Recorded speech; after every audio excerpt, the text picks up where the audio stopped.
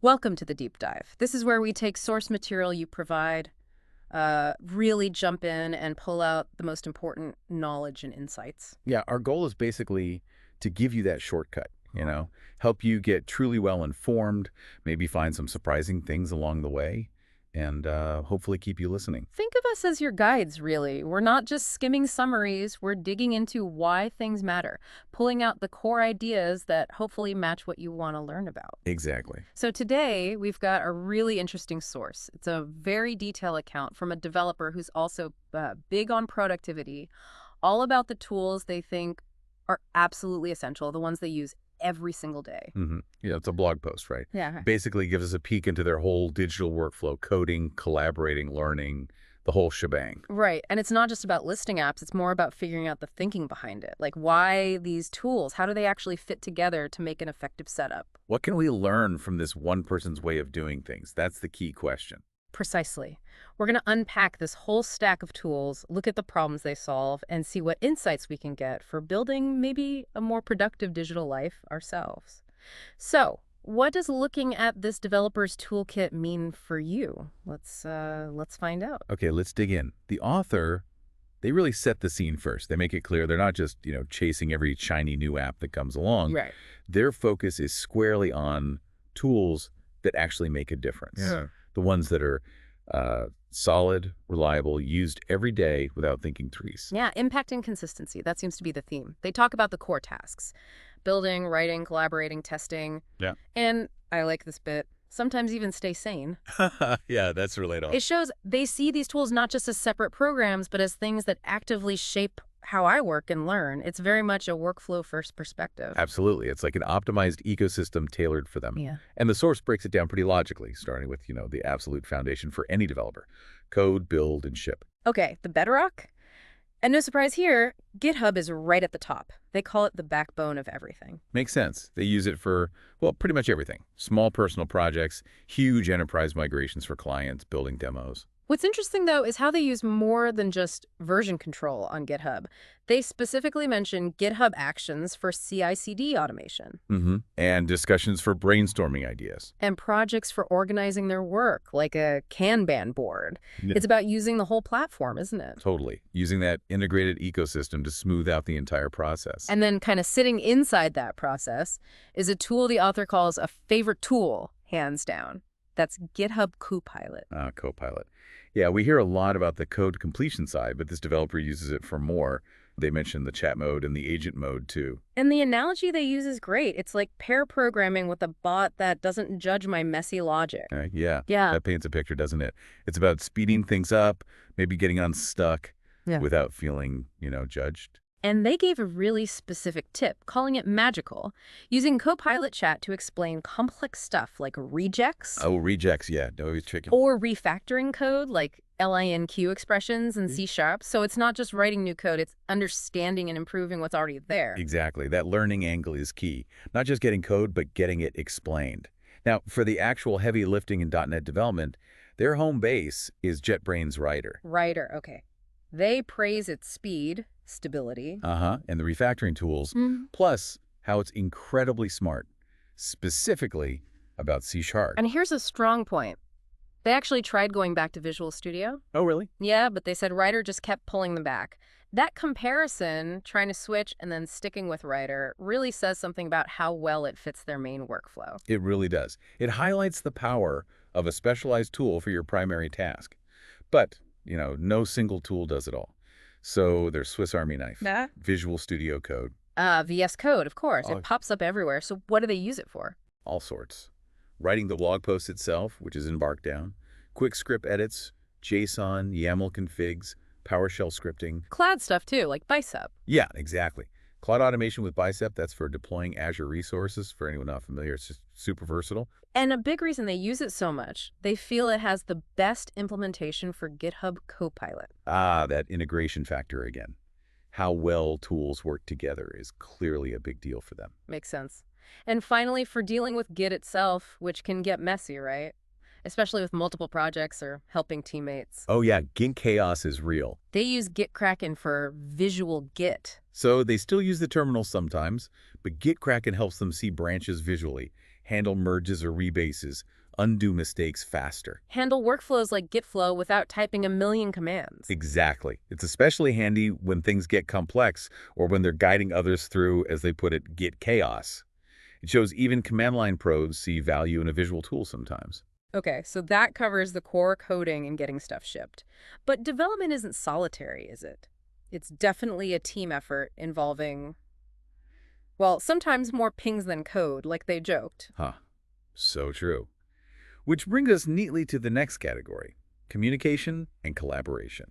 The tools that keep everyone connected. They mention Microsoft Teams, acknowledging it's the standard in many corporate environments. Right.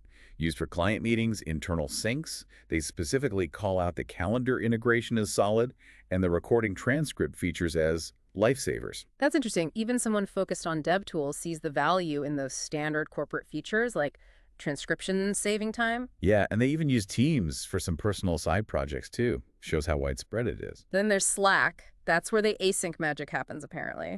Internal team chat, dev communities online, Yeah. and critically, the meme channel. Can't forget the meme channel. So Slack's strengths for them are speed and searchability, making things feel a bit more natural. Yeah, less formal. Which contrasts, interestingly, with Discord, which the author says would actually be their preferred app if they had the choice. Oh, why Discord over Slack? They just love how it blends voice, chat, and channels beautifully. They mentioned the slick UI, low latency, flexible bots. That sounds like they use it a lot. Yeah, they're in like 50 dev servers. And use it for casual team check-ins. It seems like a more fluid, integrated space for them. So different tools for different communication styles, really. Formal corporate stuff in Teams, quick async chat in Slack, and maybe more dynamic group interaction in Discord. Not one size fits all. Definitely not. Okay, so beyond the code and the chat, there's the vital work of just thinking, planning, and learning. Right, productivity isn't just typing speed. It's managing knowledge, structuring thoughts, keeping up with everything. This is where tools become like extensions of your brain. And they immediately call Notion their second brain. That's quite a statement for an app. It really is. What do they use it for? Pretty much everything, it sounds like. Planning blog posts, conference talks, tracking projects, ideas, side hustles, saving links, prompts, code snippets, you name it. Wow. They're really emphatic. Where half of my thinking happens, and they cannot live without it.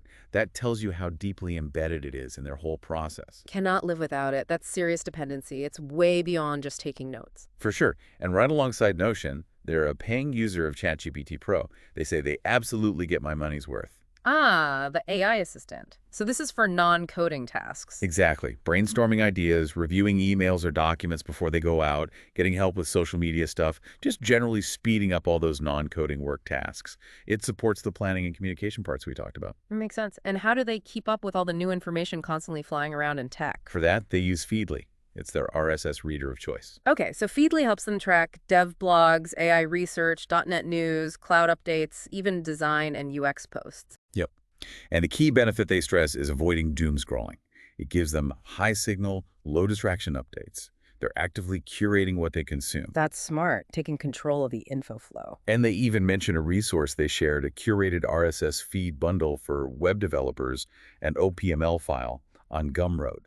So they're not just consuming, they're helping others consume better too. Nice. Okay, moving into maybe a more experimental area, they have a category called AI Playground. Yeah, this is where AI isn't just a tool they use, but something they actively explore, tinker with, sometimes break for fun and learning. Hands-on exploration. What tools are in this playground? First is LM Studio.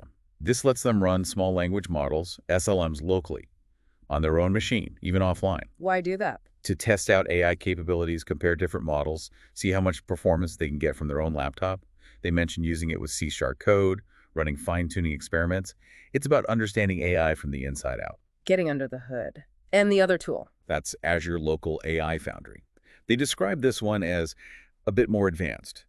It's for testing local AI deployments in scenarios that mimic real enterprise setups. Ah, so this is important when they're prepping demos or proof of concepts for clients. Exactly. It lets them build realistic, secure AI workflows that act like production systems, but safely on their local machine. It shows they're serious about understanding how to deploy AI practically. Got it. Okay, so supporting all these applications, there's the foundational layer, terminal and utilities. Right. The tools that are always running, often powering everything else behind the scenes, as they put it. And they seem to really like their Windows terminal, called it beautiful, customizable. Yeah, it makes working with PowerShell, Git Bash, WSL, the Windows subsystem for Linux, much nicer. They mentioned using Oh My Posh for customization and say it's one of the first things I install on any new machine. That tells you its core. Definitely a fundamental piece. What about APIs? How do they interact with those? For that, they still think Postman is one of the best tools. Testing back-end endpoints, saving and organizing requests, sharing configurations. Even with other options available, like command line tools. Yeah, they make the point that for just exploring APIs quickly and visually, Postman remains unmatched. It fills that specific need really well in their workflow. Okay. And managing all the passwords, API keys, all that sensitive stuff. That's where Nordvpn comes in, their password manager. Says, it saves my sanity because, let's face it, who remembers all that stuff? Nobody. Right. They like its autofill and the cross-device sync. And for security, when out and about or dealing with tricky firewalls? Nordvpn is their choice. Keeps them safe on public Wi-Fi, helps navigate corporate networks, and they joke it occasionally lets me pretend I'm browsing from another country. Yeah, always useful. Okay, last category then. Browsing and Devtools, where the web meets development directly. Yep. Their main browser is Microsoft Edge, and they're up front. I use Edge, and I like it.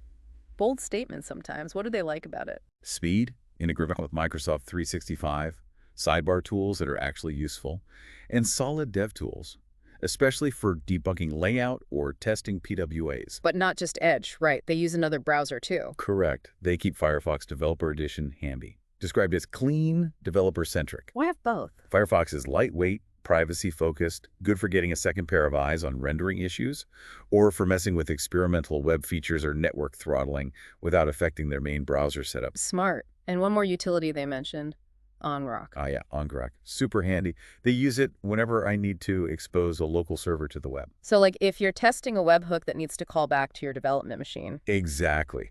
Or sharing a quick demo running locally or connecting to that local AI model we talked about earlier. They call it reliable, easy to configure, and insanely useful for remote development. Solves a very common dev problem. Okay, wow. That is quite a list. A really comprehensive set of tools covering so many bases. Which inevitably makes you think about the cost, right? What's the financial side of maintaining a stack like this? Yeah, they tackle that directly. They explain it's a mix: free tools, freemium ones, and some paid subscriptions.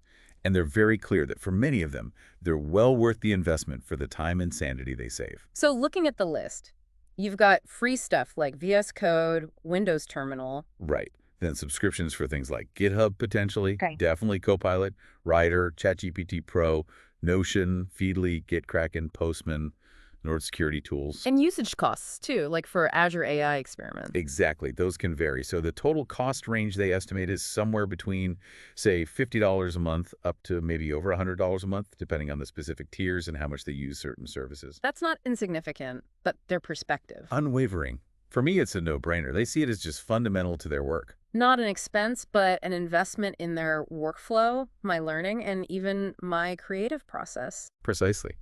And here's a fascinating detail. They mentioned some tools are actually free for them, personally, because they have awards like Microsoft MVP or GitHub Star. Oh, nice perks. Yeah, but they say they will pay for them anyway.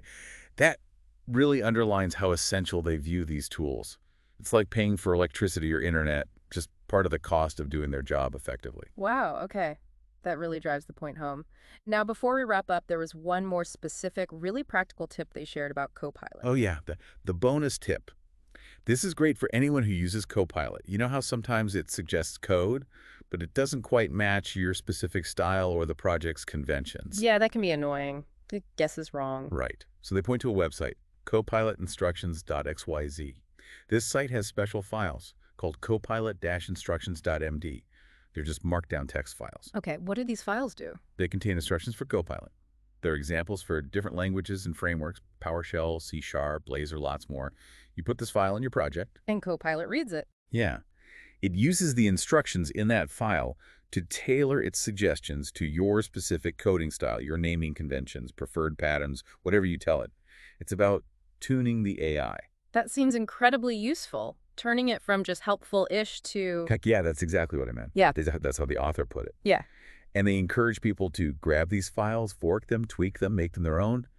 It's a really practical way to personalize Copilot. That's a fantastic takeaway. So this has been a really insightful look into one developer's carefully built daily tool set. It's definitely more than just a shopping list of apps. Absolutely. It's a glimpse into how all these different pieces for coding, collaborating, thinking, playing with AI, the basic utilities, browsing, how they all fit together into a single effective workflow. Yeah, it really shows the thought that goes into building a digital environment that actually supports all the different parts of the job. Not just writing code, but connecting with people, managing knowledge, learning new stuff, and just staying organized and secure. That intentionality is key. So thinking about this developer's really comprehensive stack and how they've built it to support how they work and learn, which category of tools we discussed was it? Coding, collaboration, thinking and learning, the AI playground, utilities, or browsing? Which one feels like it could most benefit from maybe a deep dive or some optimization in your own workflow? Or maybe is there just one tool we talked about today that kind of sparked your curiosity? Something you might want to explore and see if it fits into your essential toolkit. Yeah, just something to think about as you look at your own digital world.